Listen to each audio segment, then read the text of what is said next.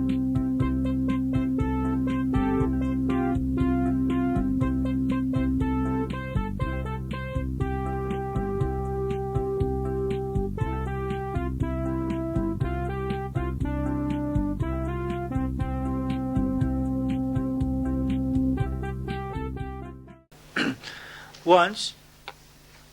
when we were little children, we were attached to dolls and small toy cars and various games. And if someone came and took one of our dolls or one of our games or toy cars, we were devastated. There was pain, there was crying. It was the end of the world. And if someone said to us then, you know, after a period of time, that's not going to be very important to you. You won't need that. Our belief was they're crazy. Is it possible for that doll or that small car not to be important for me for the rest of my life? That was our perception. And the day came when we just threw it away. It wasn't interesting anymore. And we got a new toy or a new game. And then it was to play sports. Or then eventually it was to have a girlfriend or a boyfriend. And that was the end of the world if we didn't have that specific girlfriend or that specific boyfriend. And then eventually it was to have a motorcycle and then to have a car. And then that wasn't so important. And then it was to have a family. And we've gone through a whole evolution of desiring certain things, obtaining them, and then realizing that that's not the total happiness that we've been looking for. And there's something else, and something else, and something else. We have experienced happiness and fulfillment in our lives, or peace, without a number of things which we have at this moment. This is a very logical thought. It's not a spiritual truth. For example, there was a time when I did not have my partner, my wife. I remember a time when I did not have my wife and I was okay. So why should I believe today that if tomorrow, for some reason, my wife is not there, that I won't be well? I have the experience. I don't have to believe some spiritual truth that I will be well. I remember. It's a memory in my mind. At some point, I did not have this car or this object or this house, and I was all right. Life was there. Experiences were there. So what happens is that we obtain something, and which we didn't have before. We have the experience of being all right without that, but we forget it. And our mind becomes totally clouded, and we say, if I don't have that, it's total destruction. Life has no meaning. There can never be any happiness without that. But this may seem strange, but it's logical. Think about it. It's very logical.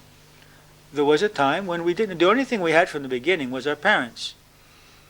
It's one of the last things we're attached to after we grow up. Everything else we obtained at some point, and we can remember a period of our lives in which we did not have it. And we were all right. So when we see that we're attached to a specific person or a specific thing or situation, one thing that we can do in order to weaken that attachment is to remember that there was a time when I did not have that. And remember that we were all right, if we were all right. Maybe we weren't. Everyone will have to remember that for himself. So the second thought for today is that there was a time when I did not have that. That may not be applicable to all situations, and it may not be a thought which helps everyone. So each person, I will give you a buffet of various thoughts each week, and each will take from that buffet the thoughts which help him. Memory is an important thing in the spiritual growth process. We lack memory. We forget things. We forget mistakes that we make continuously. and we continue to desire things which have caused us pain a number of times in our lives. We continue to believe that our happiness is dependent on external things, even though we have learned that hundreds of times that it cannot be dependent on that. We forget easily. And so remembering that there was a time in which we did not have something to which we are deeply attached at this point may help weaken the fear of losing that. I'm not suggesting letting go of anything. Whatever life allows us to have, let's have it, and let's enjoy it, and let's use it. Let's stop losing it. Stop fearing losing everything. And not sacrifice our values to have it. If I have a job which for me seems unethical, or it doesn't give meaning to my life, let me have the faith that I can find something which has meaning in my life. Two things. Let's not fear losing what we're attached to, and let's not sacrifice what is important to us in our lives out of insecurity. The third thought for this week is that there will be a day when I won't have it. No one likes this thought. I like it. It helps me a lot. I've had the very opportune experience to guide a number of people in their death experiences. In the role that I've been playing in the last year, a number of people who were ready to die have called me the last days. And experiencing the death of other people have helped me, has worked as a filter in my life for seeing what is important and what is not important. Seeing one person one day and then the next day that person is not here quickens within me the realization that we are here temporarily.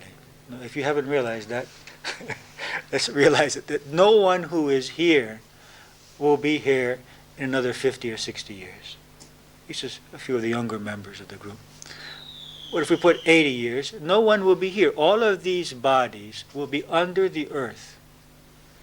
All of these bodies will be food for worms and for trees and for other beings who will then use those materials to create their bodies.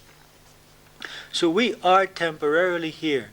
It's silly then to waste our lives seeking material objects.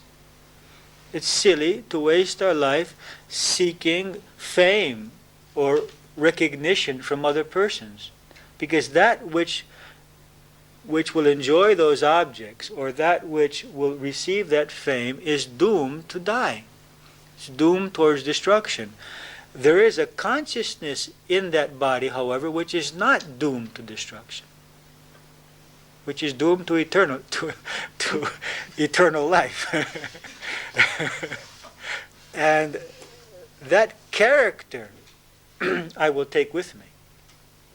I won't take my objects, I won't take my money, I won't take other people's respect and esteem.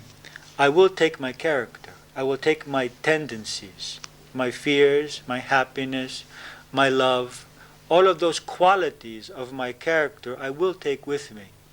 So what is it worth doing with my life? Working on my character, purifying my character, getting free from negativities, getting free from egotistical tendencies which cause unhappiness to myself and to others. That's the riches which would be worthwhile accumulating in this life. Positive character traits. To work on myself.